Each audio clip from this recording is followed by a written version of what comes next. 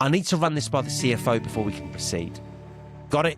CFO approval is critical. If they were on this call right now, what do you think their biggest concern would be about the business case? Your product is too expensive compared to our current vendor. Totally fair. Look, price only matters though if the outcomes are the same, right? Would you be open to mapping out where the cheaper option is actually costing you in missed opportunities? Can it do this? Can it do that? Features are great. And when we're going through setup, I'm sure there'll be extra features that you and I haven't gone through today that will be super useful for you. But you told me at the start of this call, your targets are being increased by 20% next year. Based on what I've already shown you, we know we've got 25% in the bank just sitting right there that you're leaving on the table. Guys, welcome back to another episode of the Sell the Future podcast. What we are going to do today is run through some rapid fire objections. Next week, we will break these down in more detail. But for now, go grab a pen and paper and let's get to it. Right, the first few objections are around timing and budget. The timing isn't right, maybe next quarter. No problem at all. I can circle back then, just so we're on the same page though. What's happening next quarter that will make this more relevant than it is today? We don't have the budget allocated for this year. Completely get it. Budget cycles are a reality. Out of curiosity, if we could prove the ROI pays for itself in year, would it be worth shifting priorities? I need to run this by the CFO before we can proceed. Got it? CFO approval is critical. If they were on this call right now, what do you think their biggest concern would be about the business case? We're in a hiring freeze budget cut period. Totally understand. Things are tight everywhere. Since you can't add headcount, is there an appetite to see how automation could pick up the extra slack for you? Guys, by the way, do not forget to like and subscribe, especially if you like this type of content and you're finding it useful. Competition and pricing. Your product is too expensive compared to our current vendor. Totally fair. Look, price only matters though if the outcomes are the same, right? Would you be open to mapping out where the cheaper option is actually costing you in missed opportunities? Can you match or beat our existing vendors' pricing? It's a good question, and there's always levers we can pull. However, if all prices were equal, which vendor would actually be your first choice and why? We're already using competitor X and we're happy. Got it? It's great that you're satisfied. What most leaders find super valuable is a quick benchmark just to see how your current results compare to the rest of the market. Would you be open to doing that? Your competitor has more integrations than you. Fair enough. They may well do. Is having a long list of integrations a deal breaker for you, or are you more focused on how deeply the core ones actually perform? Internal resistance and authority objections. We can build this internally. Fair enough. Many smart teams consider doing that. Do you realistically, though, have the internal development capacity to build and maintain this without distracting from your core product? I'm not convinced the ROI justifies a switch. Totally get it. Switching's a hassle, right? Do you mind if we walk through the numbers again, just to make sure we both have a clear handle on the potential gain? We don't want to train the team on a new system right now. I hear you. The last thing you want is more disruption. If we took the training off your hands and showed the team how much time they'd save, would that change things? I need to talk to the other stakeholders first. Makes total sense. To make sure you're supported in that talk, what's the one metric they care about the most that I can provide data for? Risk and technical hurdles. We're under contract for another 12 months. Totally understand. And look, thank you for the clarity. Question, if your current solution stops performing to your standards inside those 12 months, what happens then? Guys, I hope you're writing this down, by the way. Your implementation timeline is too long. I hear you. Nobody wants a drawn out rollout. What specific time frame do you have ideally in mind to start seeing results? We tried something like this before and it didn't work. I'm sorry to hear that. Being burned before makes anyone cautious. I get that. Do you mind me asking what happened exactly so we can ensure we don't repeat those mistakes? We need to see a POC. We need to see a proof of concept before committing. Totally understand. Committing without proof feels risky. What exactly would you need to see during that POC or trial to feel 100% confident of putting pen to paper? Guys, remember, we are going to dig down into these objections next week on next week's episode. So make sure you hit the notification button so you don't miss that. Today, we're going to continue with the rapid fire. You don't have enough customers in our industry. I hear that. And we actually see it as an advantage. Would you rather use the same tool as all of your competitors or have a unique edge that they don't have yet? Legal will never approve this contract as written. Totally fair. Legal's job is to be tough. I get it. Based on your experience with them, which exact points do you think they'd want to redline first? I'm happy with the current results we're getting. That's great to hear.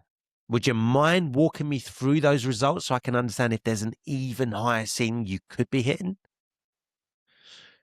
We have higher priority projects right now. I completely get it. You're spread thin.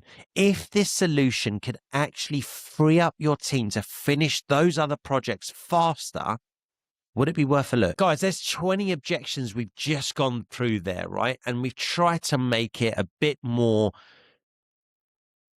detailed than just your usual not interested and the classic objections. By the way, if you want access to all of those objections, the classic ones plus the more intricate ones, I have an objection handling masterclass. You can find the link in the description. Get your copy now. Do not miss out. What we're going to do next week is run through these objections, but we're going to break them down into more detail. So we'll take the first few and we'll dig down deeper as to why we're giving that response, what is the real objection, and why we're putting it back on them and how to do it. All right, so we'll go through that in a bit more detail. I hope you found that super useful. And again, if you did, please make sure you like and subscribe. Now, before we wrap up today's podcast, I also want to talk to you guys about closing. I'm focusing this week on the big things I'm hearing in sales. Objection handling. Everyone sees objections as things they need to handle.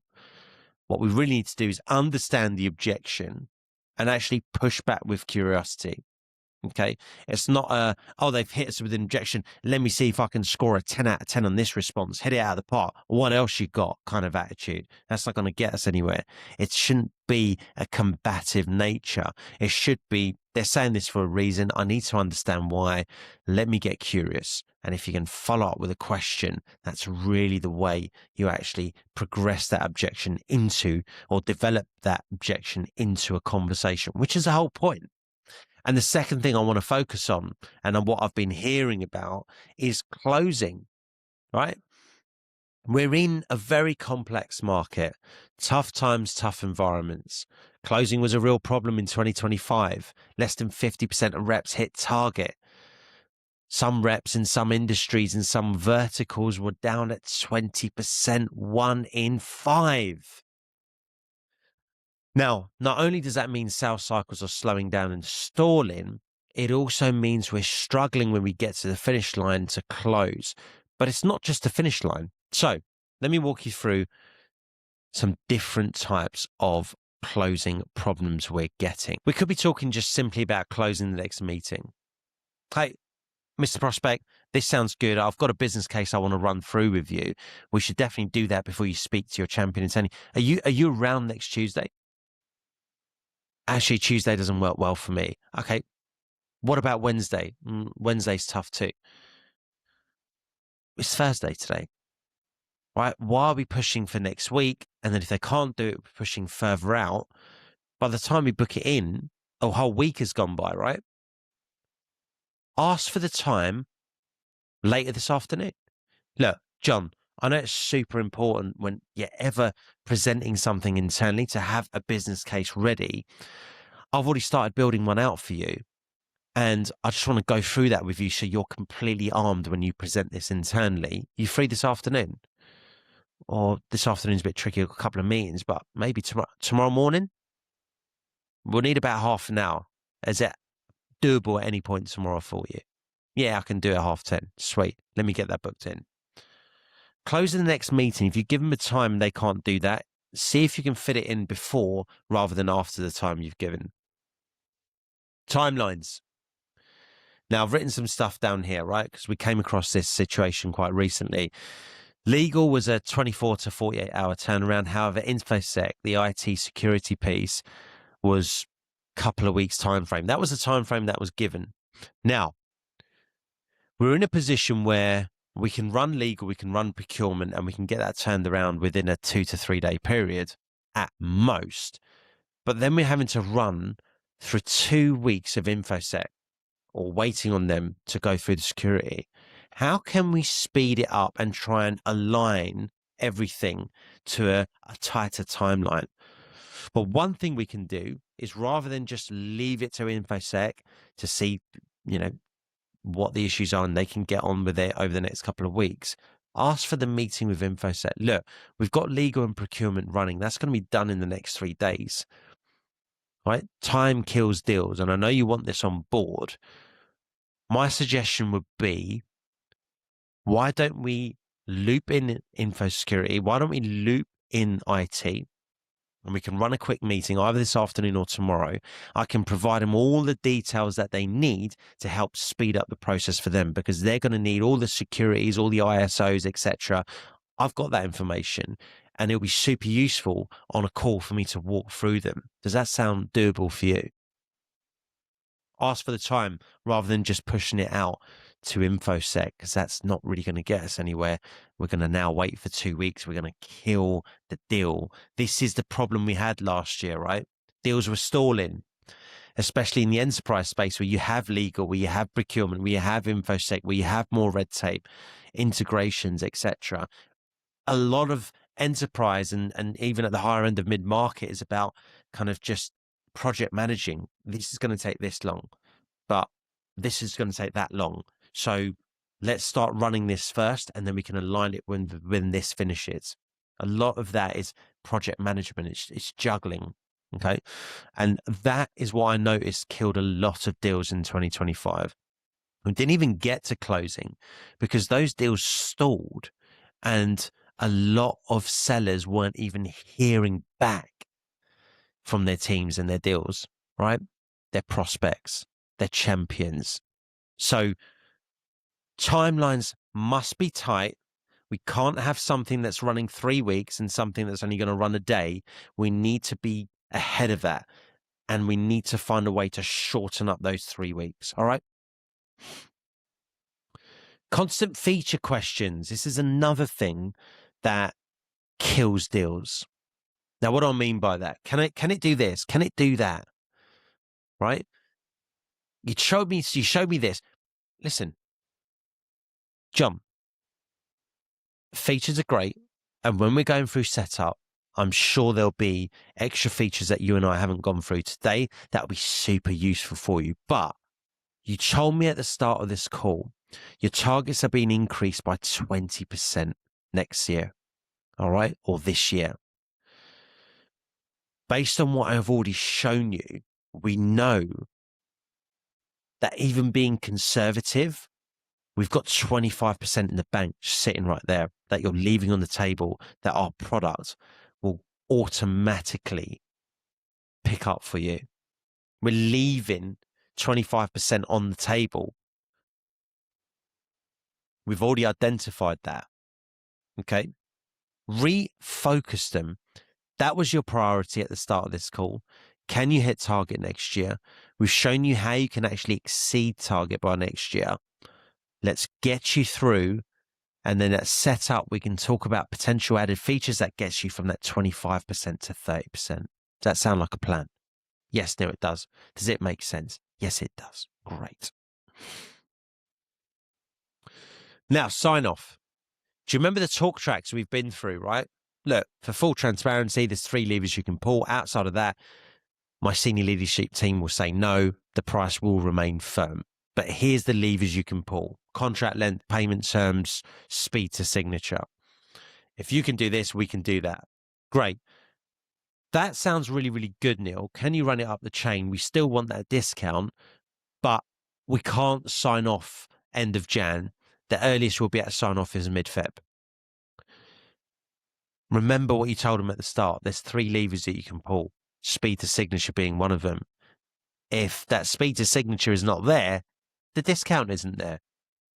Don't go away and say, okay, yeah, we'll work to that timeline. What you can say is, well, we can work to a middle of Feb timeline, but as I told you, speed to sign off is the reason why you'd be getting a discount. So you're not going to get the discount that you want if you're signing off middle of Feb. If I'm going to go and run this up the chain, I'm going to have to get an agreement from your side that you're able to sign off by end of Jan. Otherwise, there's nothing I can do here. Put the pressure back on them rather than jumping to their demands and questions. Now, that was super quick, I know, but this is something that I've put together because it's something that I've been hearing on sales floors over the last couple of weeks. I hope you found it useful. Next week, we will dig down into those objections. We'll take some certain objections.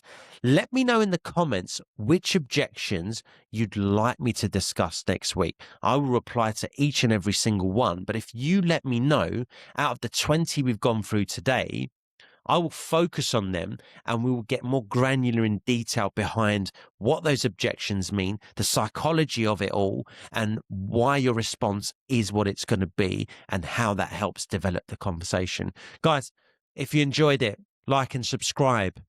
We've got some big things coming in the pipeline, things that you will not want to miss, things that will disrupt and change the landscape. This Sell the Future podcast is only going from strength to strength. I hope you all enjoyed that. If you haven't had enough of me, you can click on this video right here and I will see you guys in there. All the best.